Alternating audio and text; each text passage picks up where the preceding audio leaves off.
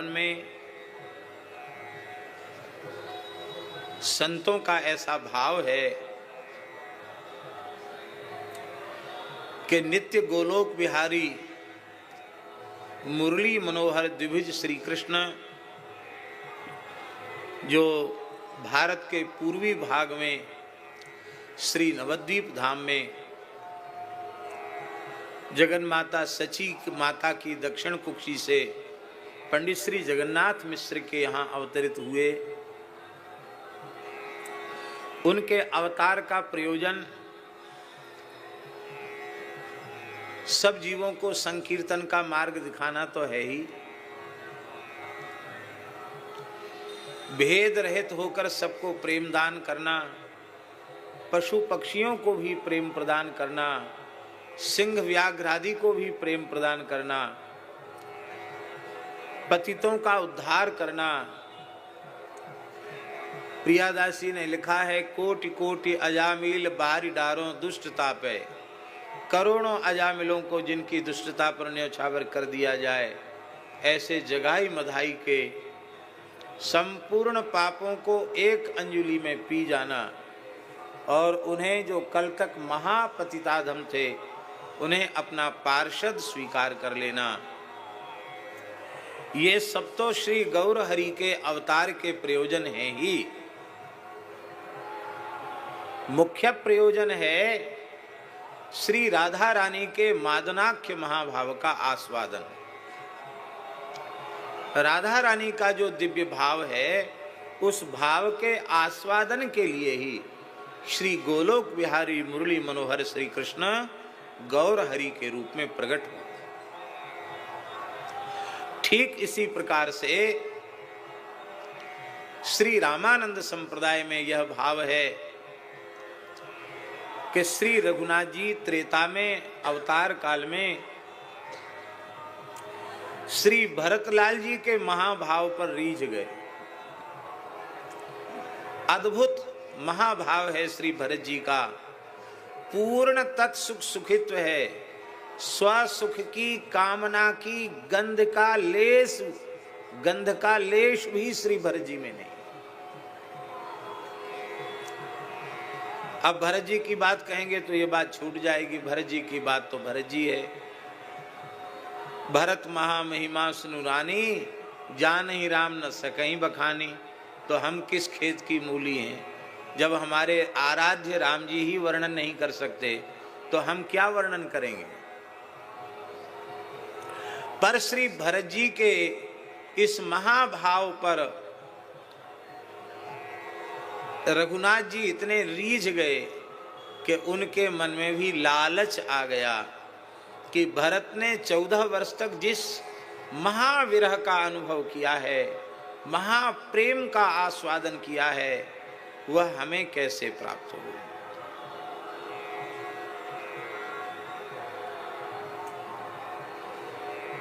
तो उस युग में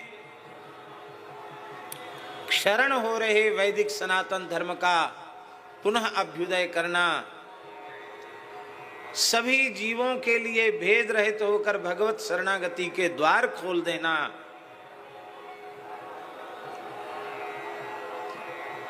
संपूर्ण धरती पर वैष्णव ध्वज फहरा करके, भागवत धर्म का ध्वज फहरा करके सनातन धर्म की, वैष्णव धर्म की रक्षा करना, दीनहीन पतितों पर कृपा करना, उनका उद्धार करना, यह तो भगवान श्री राम के रामानंदाचार्य जी के रूप में प्रकट होने का प्रयोजन है ही। मुख्य प्रयोजन है श्री भरत भाव का आस्वादन। इसलिए श्री रामानंदाचार्य जी महाराज भरत भाव संबलित, भरत भाव से युक्त स्वरूप हैं। भरत जी जिस रहनी से 14 वर्ष रहे, उस रहनी से आचार्य चरण संपूर्ण जीवन रहे। भरत जी 14 वर्ष पर्ण कुटी में रहे, जगत गुरु श्रीमदाद्य रामानंदाचार्य भगवान जीवन भर पर्ण कुटी में रहे।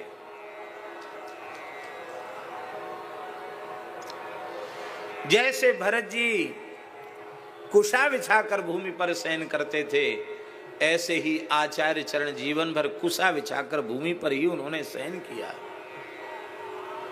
केवल पायस ही ग्रहण किया, संसार के समस्त भोगों का जीवन पर्यंत के लिए त्याग कर दिया, कंचन कामने का स्पर्श ही नहीं किया। आहा, क्या कहना। सन्यास धर्म का जैसी दृढ़ता से आचार्य चरण ने पालन किया, उस प्रकार का उदाहरण इतिहास में मिलना कठिन है। श्री चैतन्य महाप्रभु जी के सन्यास धर्म की कठोरता का आप श्री चैतन्य चरितामृत में अनुभव कर सकते हैं। महाप्रसाद ग्रहण करने के बाद महाप्रभु जी हरित की लेते थे, हर वो भी नित्य ही भिक्षा में लाई जाती थी। दूसरे दिन के लिए हरितिकी का संग्रह उनकी सेवा में रहने वाले साधक ने कर लिया तो कहा, तुम हमारे सन्यास धर्म को नष्ट करने वाले हो, तुम हमारे निकट रहने योग्य नहीं हो, दूसरे दिन के लिए तुमने संग्रह क्यों किया। जगत गुरु श्रीमदाद्य रामानंदाचार्य भगवान ने अपने संपूर्ण जीवन में कोई संग्रह परिग्रह दूर दूर तक नहीं किया। और एक विशेषता, एक ही अवतार काल में 2 बार अवतार ग्रहण किया। संवत 1256 में तीर्थराज प्रयाग की धरती पर कान्य कुब्ज विप्र कुल में पंडित श्री पुण्य सदन वाजपेयी जी के गृह में माता श्री सुशीला जी के गर्भ से आपने अवतार लिया। और एक विलक्षण संयोग की बात थी, उस समय माघ कृष्णा सप्तमी को मकर संक्रांति भी थी, मकर संक्रांति थी। तो मकर संक्रांति होने से माघ प्रयाग में तो सहज ही उत्सव होता है, क्योंकि माघ मकर गत रवि जब होई, तीरथ पति ही आव सब कोई, देव दनुज किन्नर मुनि श्रेणी, सादर मज्जहि सकल त्रिवेणी। तो पूरे प्रयाग में सहज ही उत्सव हो रहा था, उस समय प्रकट हुए।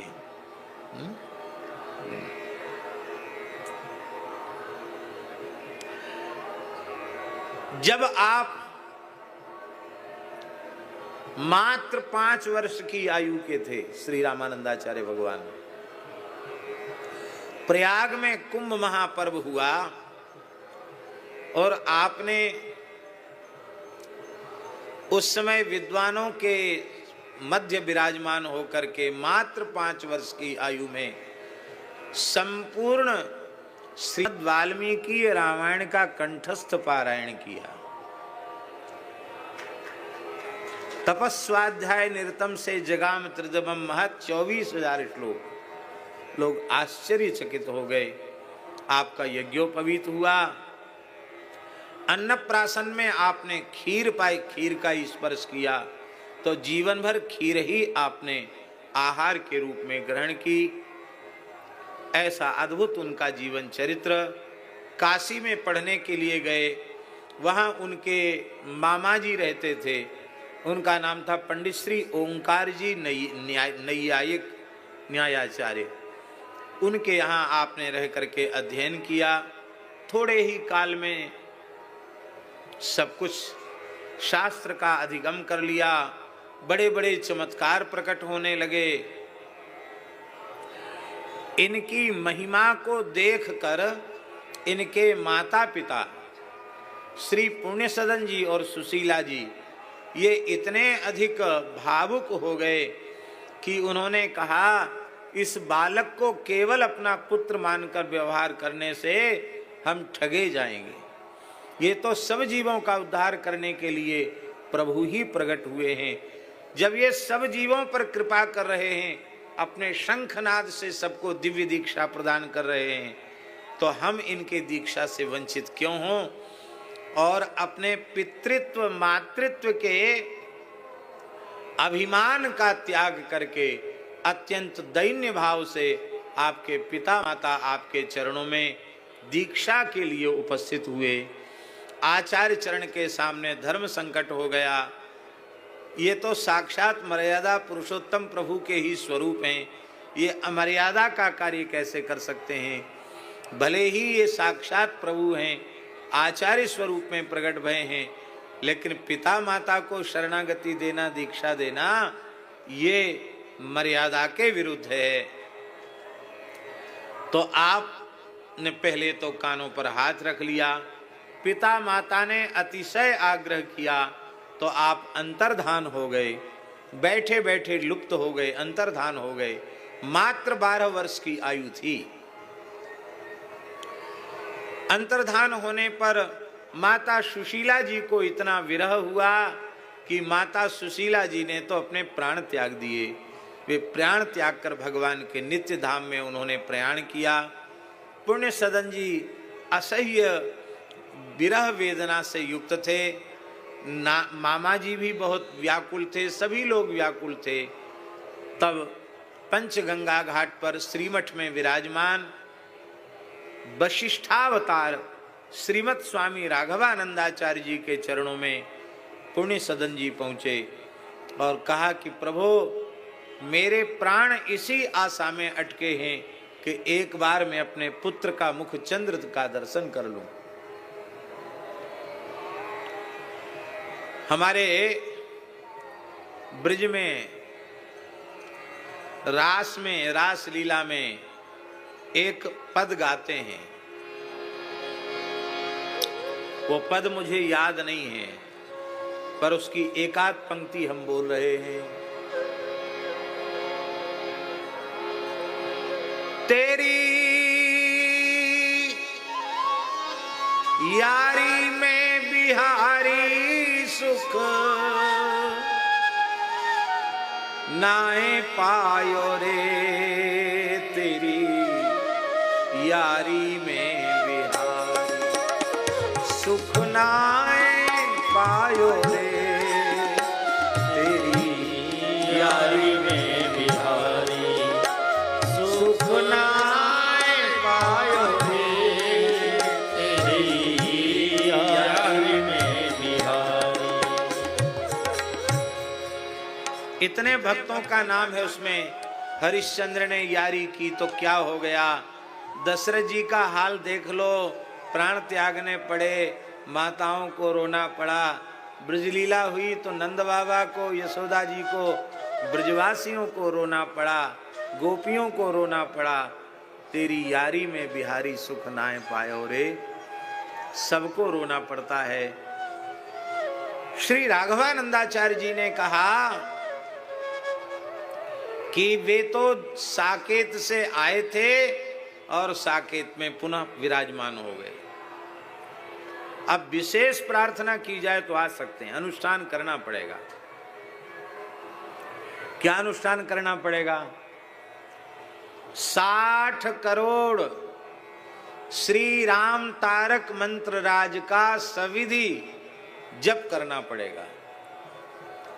उसका दशांश 6 करोड़ श्री राम तारक मंत्र राज से आहुति दी जाएगी और यह अनुष्ठान संपन्न होगा, तब आचार्य पुनः प्रकट होंगे। किंतु एक शर्त है, फिर उनके सन्यास धर्म में तुम बाधक मत बनना। फिर मत कहना कि हमको दीक्षा दे दो, आप ब्याह कर लो, हमारा तो और कोई है ही नहीं, तुम ही अकेले हो, ये मत कहना। उन्हें त्रिदंड सन्यास की आज्ञा देना। पुण्य सदन जी विवेकी हैं, उन्होंने विचार किया कि हम पुत्र मोह में सन्यास की आज्ञा न देंगे तो ये ठीक नहीं होगा, ये फिर अंतर्धान हो जाएंगे। अरे सन्यासी बन के नेत्रों के सामने तो रहेंगे कि नहीं। आपने शर्त स्वीकार की और जैसे ही 6 करोड़ मंत्राज की आहुति पूर्ण हुई, प्रज्वलित अग्नि के कुंड से ही, अग्नि की लपटों से ही आचार्य चरण का पुनः आविर्भाव हो। बोलो जगत गुरु श्रीमदाद्य रामानंदाचार्य भगवान की जय। ये विलक्षणता इस कलिकाल में अन्यत्र कहीं नहीं है कि एक बार अंतर्धान होके फिर अग्नि के कुंड से, अग्नि की ज्वाला से, लपटों से प्रकट होना, यज्ञाग्नि से आविर्भूत होना, यह केवल और केवल श्री रामानंदाचार्य भगवान के चरित्र में है। और बहुत ठौर बपुधारी के, तो एक बार तो 12 वर्ष में अंतर्धान हुए, एक बार पुनः संकल्प कर लिया कि अब अपने स्वरूप में प्रतिष्ठित होना है, जाना है। तब श्री कबीरदास जी ने, रैदास जी ने चरण पकड़ लिए, प्रभु अभी तो रहना पड़ेगा, हम लोग अनाथ हो जाएंगे। तब आपने फिर से, पक्षी आए थे संवाद करने, भगवत पार्षद ही पक्षियों का रूप धारण करके आए थे और प्रार्थना कर रहे थे कि अब आपका कार्य हो गया हो तो चलो। कबीरदास जी ने, रैदास जी ने समझ लिया कि कौन आए, क्या बातचीत हो रही है, चरण पकड़ लिए। तब बोले ठीक है, तब रह जाएंगे। आपने उन्हें वापस किया और आप रह गए। 1256 में आविर्भाव है और संवत 1515 में श्री रामनवमी के दिन सदेह अंतर्धान हो गए। 259 वर्ष, कितने वर्ष हैं? कितने हुआ ना? 259 वर्ष धराधाम पर आचार्य चरण विराजे। इसलिए नाभाजी ने कहा बहुत काल बपुधारी के प्रणत जनन को पार दिया। यही कारण है कि इतने लंबे समय तक विराजमान होने के कारण भक्ति का बहुत लंबे समय तक प्रचार हुआ। दिग्विजय यात्रा तो आपने जीवन में एक ही बार की, सब तीर्थों में गए, बाकी अंतिम क्षण तक भरत भाव से काशी में ही विराजे। अब एक प्रश्न है गिरधर जी, अयोध्या जी में क्यों नहीं विराजे? अयोध्या काशी से दूर थोड़ी है भाई, इष्ट धाम निज धाम अयोध्या, वहां रहते, वृंदावन में रह जाते हमारे। अब प्रयाग कोई कमती है, तीर्थराज है, यहीं रह जाते, काशी में रहे। काशी में क्यों रहे? एक भाव,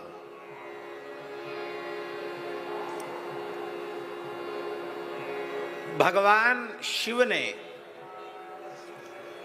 काशी में विराजमान होकर हजारों मनवंतरों तक श्री राम तारक का जप किया। मनवंतर सहस्रैस्तु जजाप वृषभध्वजः। सहस्र नहीं है, सहस्रई, हजारों मनवंतरों तक भगवान शिव ने श्री राम तारक षडक्षर मंत्र आज का काशी में विराजमान होकर जप किया। काशी के कण कण में राम तारक व्याप्त है। भगवान श्री राम प्रकट हुए, बोले वर मांगो। बोले आप ऐसा करो, सब जीव आपसे विमुख होकर के संसार के चक्र में भटक रहे हैं, आप सबको प्राप्त हो जाएगी। अरे बोले बाबा ऐसा मत करो, सब खेल बिगड़ जाएगा हमारा, मुक्ति लाभ नहीं ले रहे हैं। तब भगवान ने कहा काशी में आकर जो देह त्याग करेंगे उनका स्थूल, कारण और सूक्ष्म ये तीनों देह नष्ट हो जाएंगे और वे मोक्ष को प्राप्त करेंगे। जिस प्रकार का मोक्ष चाहे उस प्रकार का, कैवल्य चाहे तो कैवल्य मिलेगा, सारूप्य सालोक्य सामीप्य सारिष्टि सायुज्य चाहेंगे तो वह भी मिलेगा, जो मोक्ष चाहोगे वो मिलेगा। आप अब काशी में ही विराजें, क्योंकि काशी आपने भजन करके सिद्ध कर दिया है काशीपुरी को।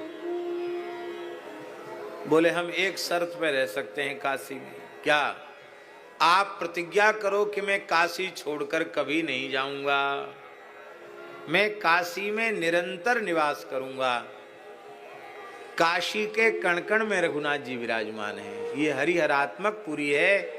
आप काशी जी दर्शन करने गए विश्वनाथ जी का, विश्वनाथ जी के मंदिर के निकट ही, मंदिर के परिसर में ही एक शिवजी हैं।